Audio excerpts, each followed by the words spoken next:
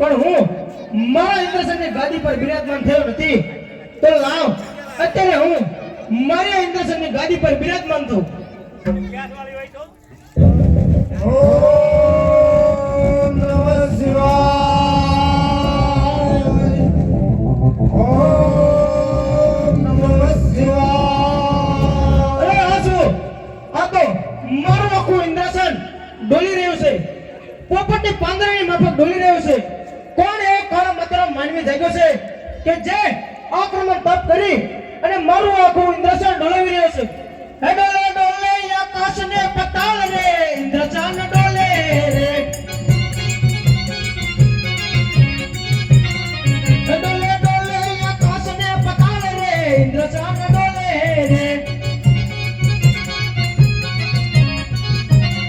હે ડોલે ડોલે દેવોનો દરબાર ઇન્દ્રજાન ડોલે રે. અહીંયા કોણ જાગ્યો છે ભગત રે ઇન્દ્રજાન ડોલે રે. અહીંયા પાટું મેલીને કડું પ્રાણ ઇન્દ્રજાન ડોલે રે. ડોલે ડોલે આકાશ ને પતાળ રે ઇન્દ્રજાન ડોલે રે. ડોલે ડોલે દેવોનો દરબાર ઇન્દ્રજાન ડોલે રે.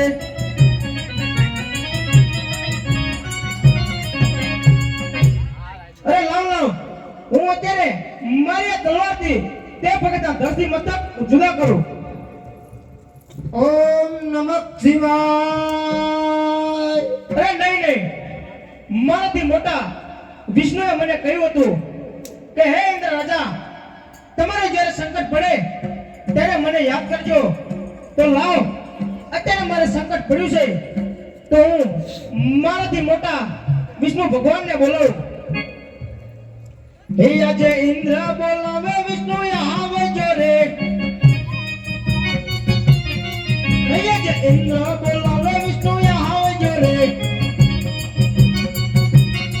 હે આવજો ઇન્દ્રપુરી માં, આવજો ઇન્દ્રપુરી માં. ઇન્દ્ર બોલાવે વિષ્ણુ આવજો રે.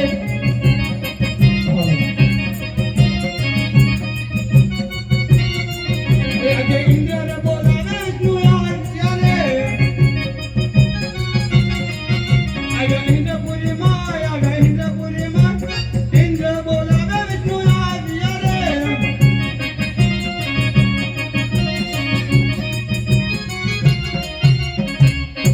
અરે ઇન્દ્રદેવ, અત્યારે મને આ ઇન્દ્રપુરી ની અંદર બોલાવવાનું કઈ કારણ?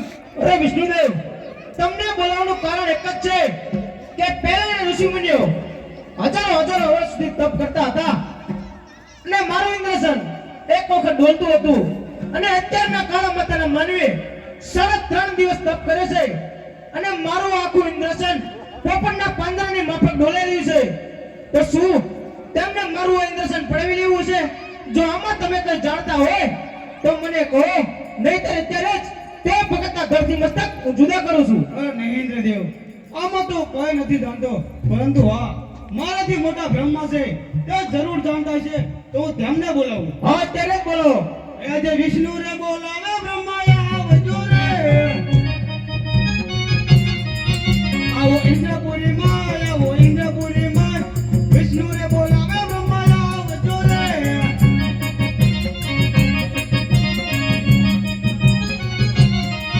આજે વિષ્ણુ બોલાવે બ્રહ્મા આવ્યા રે. આજે ઇન્દ્રપુરી માં, આવે ઇન્દ્રપુરી માં. આજે વિષ્ણુ બોલાવે બ્રહ્મા આવ્યા રે.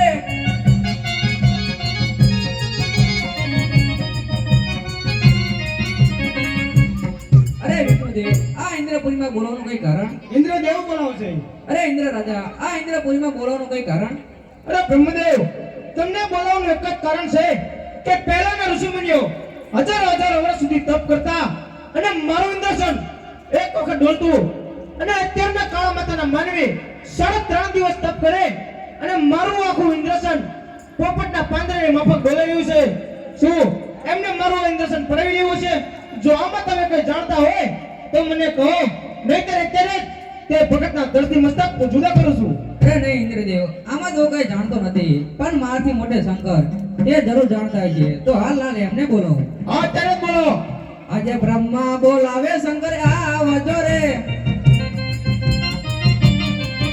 આવો ઇન્દ્રપુરી માય, આવો ઇન્દ્રપુરી માય. આજે બ્રહ્મા બોલાવે શંકર આવજો રે.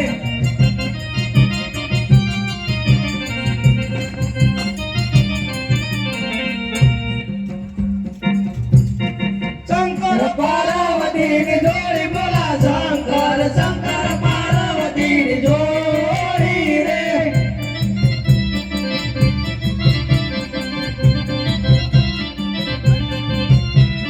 કૈલાસથી ઉતરીને આયા બોલા શંકર, કૈલાસથી ઉતરીને આયા રે.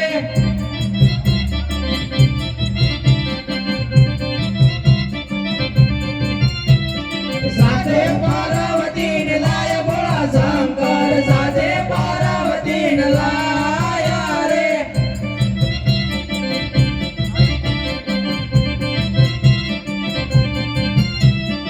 આયો પવન નો જોર બોલા શંકર, આયો પવન નો જોર રે.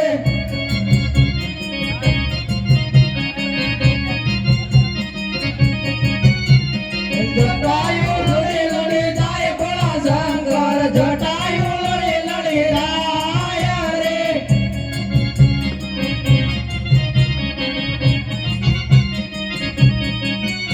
એ દેવો ના દુખડા ભાંગે બોલા શંકર, દેવો ના દુખડા ભાંગે રે.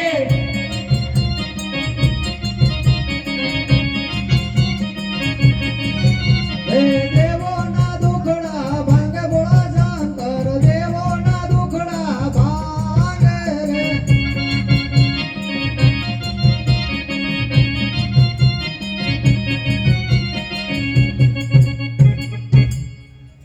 હે બ્રહ્મદેવ, આ ઇન્દ્રપુરીની અંદર હાલના બોલાવવાનું કઈ કારણ?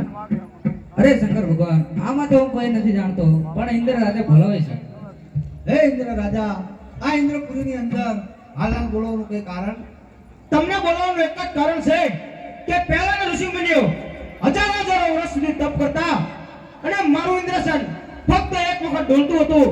અને અત્યારના કાળા માતાના માનવી 3.5 દિવસ તપ કરે છે અને મારું આખું ઇન્દ્રસન પોપટના પાંદડાની માફક ડોલાઈ રહ્યું છે. તો શું એમને મારું આ ઇન્દ્રસન પડાવી લેવું હશે? જો આમાં તમે કઈ જાણતા હોય તો મને કહો, નહીંતર અત્યારે જ તે ભગતના ધરતી મસ્તક હું જુદા કરું. ના ઇન્દ્ર રાજા, એ તમારું ઇન્દ્રાસન પડાવવા માટે તપ નથી કરતા. તે મારા લાડીલા અને પ્રેમી ભક્ત છે. તેમને એક સવાશેર માટીની ખોટ છે, એટલા માટે તે મારું તપ કરે છે. તો લાવ મારા એ પ્રિય ભક્ત અજમલને હું જઈ અને સાક્ષાત દર્શન આપું. અરે નહીં ભોળાનાથ, તમે તેને સાક્ષાત નહીં પરંતુ સપના રૂપી દર્શન આપજો.